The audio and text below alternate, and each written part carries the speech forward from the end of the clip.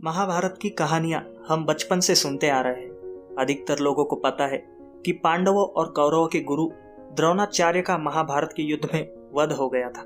राजा द्रुपद के बेटे धृष्टद्युम्न ने द्रोणाचार्य का सिर धड़ से अलग किया। क्या आपको पता है कि द्रोणाचार्य के वध के पीछे सिर्फ युद्ध ही नहीं बल्कि कुछ और भी वजह थी। द्रोणाचार्य ने अपने बचपन के दोस्त द्रुपद से अपमान का बदला लिया था, उसी के चलते उनकी जान गई। तो चलिए दोस्तों शुरू करते हैं आज का वीडियो। कहते हैं कि द्रोणाचार्य और द्रुपद बचपन के दोस्त थे। दोनों ने साथ में शिक्षा ग्रहण की थी। एक बार द्रोणाचार्य की आर्थिक स्थिति बहुत खराब हो गई थी।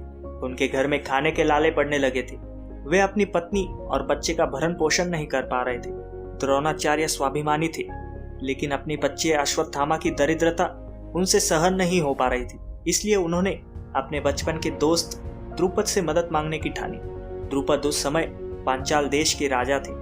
द्रोणाचार्य अपने मित्र से मिलने पांचाल देश पहुंच गए। जैसे ही वे महल में पहुंचे तो राजा द्रुपद ने उन्हें पहचानने से इनकार कर दिया।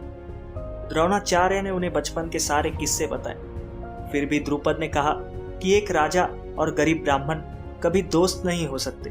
द्रोणाचार्य अपमान का घूंट पीकर वहां से चले गए, मगर उनके मन में बदले का भाव आता रहा। इसके बाद वे कुरुदेश आ गए और कौरव पांडवों को शिक्षा देने लगे। शिक्षा पूर्ण होने के बाद अर्जुन ने द्रोणाचार्य को गुरु दक्षिणा देने के लिए कहा।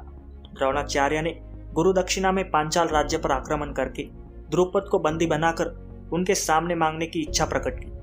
अर्जुन के नेतृत्व में पांडव और कौरवों ने पांचाल पर आक्रमण किया और द्रुपद की सेना को हराकर उन्हें बंदी बना लिया। फिर वे द्रुपद को द्रोणाचार्य के समक्ष लेकर आए। द्रोणाचार्य ने अपने अपमान का बदला ले लिया। हालांकि द्रोणाचार्य चाहते तो द्रुपद को हमेशा के लिए बंदी बना लेते या जंगल में छोड़ देते, मगर उन्होंने ऐसा नहीं किया।